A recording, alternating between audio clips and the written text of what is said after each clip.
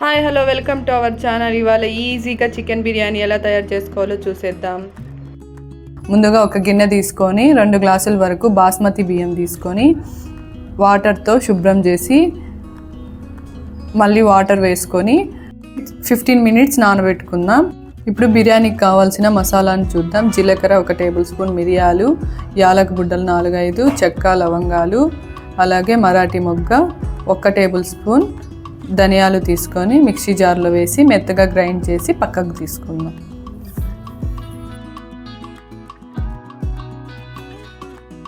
ఇప్పుడు ఒక గిన్నె తీసుకొని శుభ్రం చేసి పెట్టుకున్న 1 కిలో చికెన్ని గిన్నెలోకి తీసుకుందాం.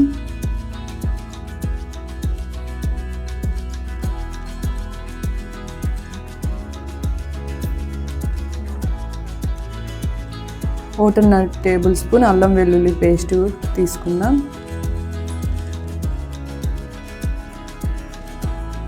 ఇందులోకే మనం రెడీ చేసి పెట్టుకున్న బిర్యానీ మసాలా 1 టేబుల్ స్పూన్ వరకు తీసుకుందాం.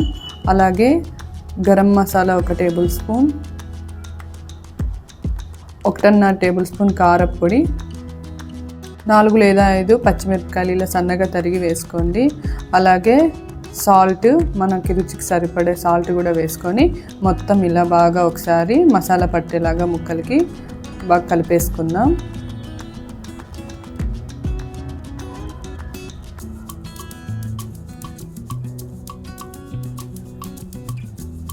ఇప్పుడు ఇందులోకి 2.5 టేబుల్ స్పూన్ వరకు పెరుగు తీసుకుందాం.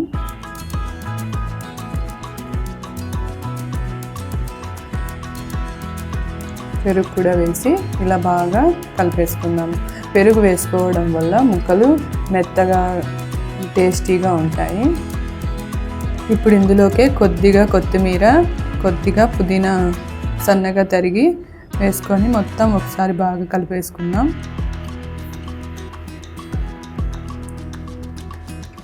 అలాగే ఇందులోకి హాఫ్ లెమన్ జ్యూస్ కానీ తీసుకొని ఇలా పిండేసి మొత్తం బాగా కలిసేలాగా కలుపుకొని మూత పెట్టి 1/2 అవర్ వరకు నానబెట్టి పక్కకు పెట్టుకుందాం.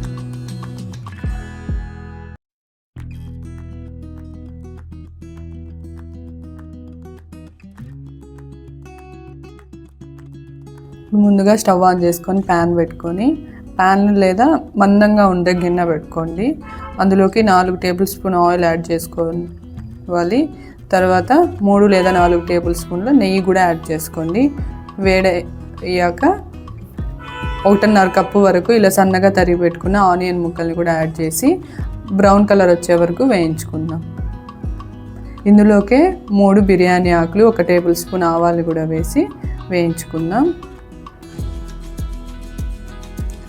ఇప్పుడు ఇందులోకే టమాటా ముక్కల్ని 1.5 కప్పు వరకు తీసుకొని వేయించుకుందాం. అలాగే కొద్దిగా కరివేపాకు కూడా వేసి మరో 2 నిమిషాల పాటు వేయించుకుందాం. ఇప్పుడు ఇందులోకి మనం నానబెట్టి పక్కకు పెట్టుకున్న చికెన్ ముక్కల్ని కూడా వేసి మీడియం ఫ్లేమ్లో 7 లేదా 8 నిమిషాల పాటు ఇలా కలుపుతూ వేయించుకుందాం.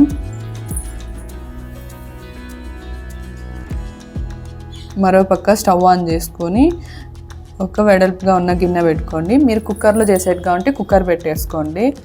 ఇప్పుడు ఇందులోకి 1 గ్లాస్ బాస్మతి బియ్యానికి 1.5 గ్లాస్ వరకు వాటర్ యాడ్ చేసుకొని ఇలా బాగా మరిగించుకుందాం. ఇందులోకి 2 బిర్యానీ ఆకులు, 4 లేదా 5 లవంగాలు, 2 యాలక బుడ్డలు వేసి బాగా ఉడికించుకుందాం.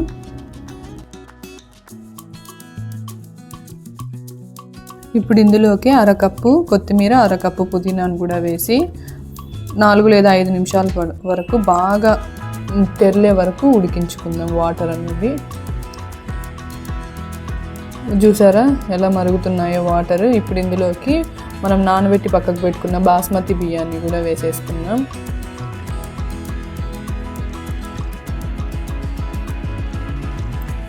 ఒకసారి ఇలా మొత్తం కలిపేసుకొని మీడియం ఫ్లేమ్లో పెట్టి ఉడికించుకుందాం. ఇలా ఉడుకుతున్న దాంట్లోకి మనం ఇక్కడ 70% వరకు ఉడికించుకున్న చికెన్ గ్రేవీతో పాటు మొత్తం వేసేసుకొని కలిపేసుకుందాం.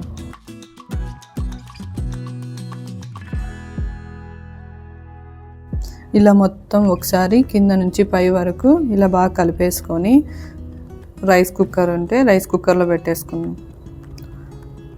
మీరు మామూలు కుక్కర్ అయితే ఒక విజిల్ పెట్టేసుకొని పక్కకు తీసేసుకోండి.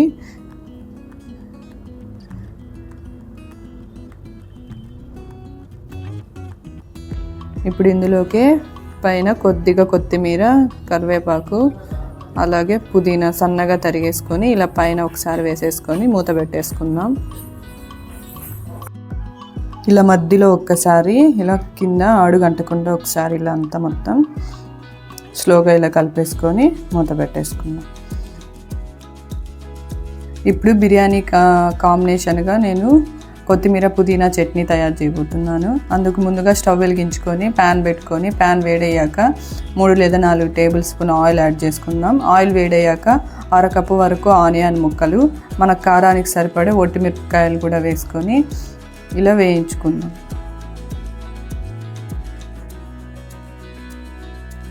ఇలా 2 నిమిషాల పాటు వేయించుకున్న తర్వాత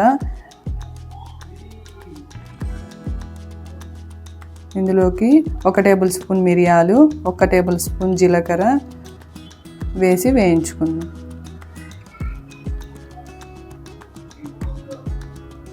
ఇప్పుడు ఇందులోకి 1 కప్పు కొత్తిమీర, 1 కప్పు పుదీనాను కూడా వేసుకొని ఇలా ఒకసారి మొత్తం కలుపుతూ వేయించుకుందాం.